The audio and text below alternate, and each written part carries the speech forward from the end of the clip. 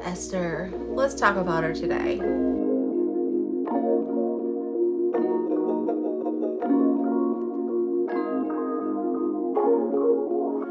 Hey there, Christina M. Hooper here, and I'm excited to talk to you guys today. I think today has a lot to do with what is that feminine role. And there has been a lot of controversy recently about that. And you know what? I feel like, let's not focus solely on, trying to change the entire world, but let's focus on what role do we play here as female Christians in the world today in America.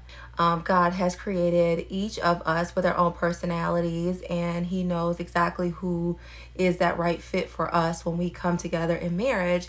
And us as Christians and women in this world is to be that example. And we talk a lot about, or you hear a lot about that Proverbs 31 woman, which is amazing. But what about Esther? When I first rededicated my life back to God, which was, again, I was playing that kind of, I'm a Christian, but, I kind of like do all the things that probably Christians don't do. And then decided, you know what? Clearly this is not the right path, that lukewarm phase, and, no longer taking that road, and now deciding to take a more aggressive approach at really transforming my life to live for God. And this is so important. I feel like it's even more so important today. Like, it's important just in general that you make that commitment to God, that you hold true to that commitment that you did make with Him. But I do also believe that it is even more so important today, because when you get closer in that connection with Him, He's talking to us. He's telling us where we need to be. He's telling us what we need to do right now in this time, who He would have us to be as women today in the society that we live in today. Now, I feel like when I'm opening up the Word every single morning, I feel like literally the words are like just pulling off the pages, and they're just like slapping me in the face. Like, let me know if that is you, because I do feel like there's so many things that, like, for example, the book of Esther, like, I've read it. Like, I grew up in the church. It was a very common book that I read, but I feel like it just rang so more true to me today. And I just felt like it just meant so much more as I was reading through those pages. And what's even funnier is that, with my husband, like, what we'll tend to do is we just say, like, let the Lord just show us what He would have us to read, and it's so amazing because each time He always speaks, which is so crazy. So in this moment, and this is when we were both deciding to really, focus our attention on Him and reading, and together, the first book that He opened was Esther. And there's so much to take from that story. And if you're not familiar with Esther, this book is in the Old Testament, and it was a woman who ultimately ended up marrying a king. His name is Xerxes, and I think I'm saying that right. And so now he was married to Queen Vashti, okay? And she was beautiful. She was like so vain, okay? And so that's kind of how I perceive her. She just was one of those people who was just, like so disobedient, like, I don't have time for you. Like, her husband's calling her like, hey, I want to show my beautiful wife to everyone, and she's just like, yeah, I don't have time for that. No. Now, here's the interesting thing, is because in this story, or, in this book, in this chapter, he didn't go to his wife and go, you know what, da da da da da da. That's not what he did. He sought after his advisors and said, hey, what should I do in this situation? Like, that just goes to show the type of person that he was, right? This king. Like, he was not just like, how we see, like, I don't know, like something like Tudors, where they're just like, off with her head, and give me another bride. Like, no, like, he was like, okay, how do I handle this? Like, she is not being the queen that she needs to be, right? And so his advisor said, like, you have every right to, she's not doing what she's supposed to do. She's not listening to you clearly. So, you can do away with her, right? And so he did. He stripped her of her title and her crown, as queen, and was like, they're like, look, we're gonna find you somebody else, okay? And so I thought that was pretty amazing. I think I like just kind of skimmed through that when I like years ago of how this king handled this situation when it came to this disrespectful, vain, or woman who was just like no respect whatsoever for her husband, and just completely dismissed him, didn't listen to him at all, and I think that just says a lot, and there's other stories where it talks about like even when Jesus was, when he was speaking and ministering, and then they came and said, "Oh yeah, well, what about divorce?" And they were trying to give cause as to why, like, look, if we don't want to deal with our wives, like, we should be able to just divorce them and say, like, give me another one, And then he always took it back to, the beginning. Look, like he said, his father God, he made it clear that he wanted, man to be with woman, and a man should not be alone. It's not good for man to be alone. It was always made to be that way all the way till what? Till the end of their life, right? And so that's the way that it was supposed to be. And of course, this was like before sin ever came into the world. So now there's all these caveats and nuances that are like brought on by sin today, right? Which is called like what? Like divorce. And it's interesting because it just keeps giving more causes. Like there's always going to be more reasons. And the reality is that, it's a covenant. It was always meant to be a covenant, and trying to find, ways out of that, you know what I'm saying? Like of course, you're always going to find reasons why, but that's not the way that God would have it to be. Now, divorce is a whole nother topic, a whole nother video, and we're not going to go too far into that.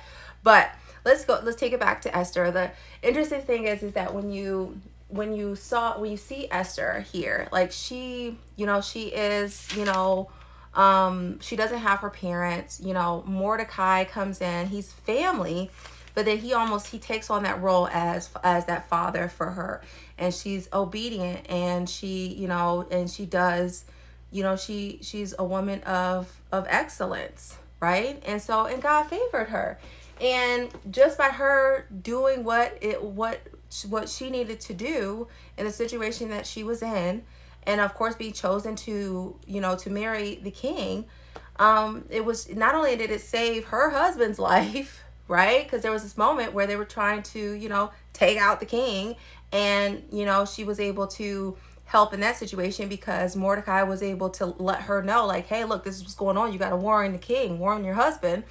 And she was able to save him in that, right? But then also to save her people when they were set aside. But I think one of the biggest things that really stuck out to me was how the people were so different. And I feel like this is something that we are living in today. Like, I feel like as a Christian, when I was younger, it was like, okay, yeah, we're different, but we're still like everybody else, right? It's just like, let's just agree to disagree, right? But that's not how our society is today. Like, we're really starting to see that pull and that separation and that divide of when it comes to, those that are Christians and those that have different beliefs. And then it does come from, being, America being a melting pot, and it just continues to become an even bigger melting pot of all of the, all these different people that are here in this world. But we're finding that, our culture is just so important for us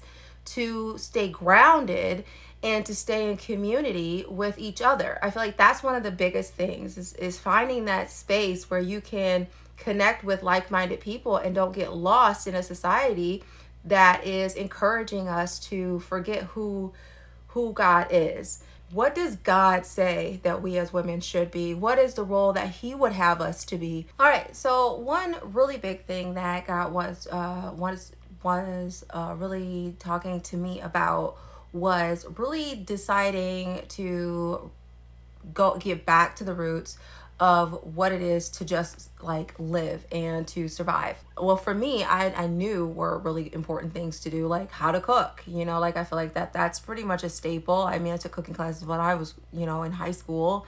Um, but it was also about, it's about nourishment. I do feel like that is something that is a part of what we do as women, and I think that men can absolutely, they have a passion for it, and God has given that gift, that's something that they can absolutely be passionate about as well. But I do think that right now in this time, community was the first thing. The next thing is health. Like it is, so it's like when we're talking about choosing life, we're talking about choosing what we put in our body, and which is the temple of God. For us, this is our body, and what we put in it is so important. And we're finding more and more that things are starting to dwindle when it comes to what is okay to be put in the body. It's like, oh, it's kind of food, but not really. Some people, may have some allergic reactions to these things, but it's okay. It's good for you, right? It's like reading labels and really taking the time to cook fresh food. And it's funny because I see a lot of like video, like channels where there are women that are doing these things, are getting back to like the old way of doing things when it comes to being in the kitchen and cooking. And it just seems like, like, oh, it's just this fad, but honestly, it's necessary, like when I'm going through and I'm looking through the cabinets and I'm reading the ingredients in these foods, and I'm starting to see how did I end up where I ended up, like why the kids are just like rambunctious, after having like some snacks that, like maybe my oldest son went to the store to go grab, and they're just like, they can't function, you know what I mean? Like, the reality is that there are certain things that we do have to decide as Christians. Like, look, this isn't something that we're going to partake in, And so I feel like that was another really big thing, like we have to decide to choose to do what is right. Because that is so important that we do take that into consideration. Our health is so important, because if our body is a temple of the Holy Spirit, and he resides in us, and it's our responsibility to take care of, our natural bodies, then why are we choosing to put things in there that is just not safe? Or we're so lackadaisical that we just decide to eat it because it's convenient. Like, oh, well, I'm busy. I'm like, we'll just have this for now. You know what I mean? Like, is it really worth it? And then we're finding that it's realistically not, you know what I'm saying? And so I do think that is a really important thing. So these are just a couple things that I feel like the God's been working with me on. And since I have been coming on here and sharing a little bit more with you, I just figured that might mean something, or that might actually validate for somebody else. Like, like taking time to really like ask God and spend time, in the Word, and seeing what it means to really be a woman today. What God says a Christian woman is. And then also taking the time to start to be a part of real communities where we can connect with each other, where we can support each other. I would love to connect with more Christian women here as well. And then also that we do pay attention to how we are treating our bodies as well. So our family is healthy. I feel like that's a major important part and role for us as women, nurturing and caring for the rest of the bodies that are in our family, right? And I feel like for me, like that's like a really heavy thing. I know I talk to my husband about this all the time. Like, I'm like, look, we just you can't have that anymore. Like I'm saying these things, and I'm like, look, we'll figure out something else, another way to make it healthy. Like I know how to make candy. Like we'll make more things. But the point is because it's our responsibility, and I feel like it's lax and it's lost, and we need to do better. And I'm speaking for me, but I do feel like these are just examples and reasons why we're finding a lot of our Christian brothers and sisters are ending up sick. And and especially now with so many different things that are coming out, and I don't want to go like in depth with those specific details, because there's enough videos out there that like explain all these things that are not good for us. But what's most important is that we're reading and we're using discernment. Discernment is so important for when you got that feeling where it's like, should you really be doing that though, or oh, that that's not good for you, and then you deciding to do it anyway. Because what does that say about your relationship with God, right? If he's like, don't eat that, you eat it anyway. Like if you were talking to like your 2-year-old and they just like picked up some dirt off the floor and they're just like, you're like, don't eat that, and they're like, I'm eating it anyway, I'm hungry. You're gonna be like, spit that out, like that's not good for you, and so I think that we do need to take some time to really focus on that as well. So I hope that this was very helpful for you. Look, I will see you in another video. I'll be dropping another one tomorrow because we're gonna be just like this every day except for on Sabbath. Okay, so if you want to stick around with me a little bit longer, then I really encourage you to check out this video and find out more about what's going on here in this space. Okay, I can't wait to see you in another video. Bye bye.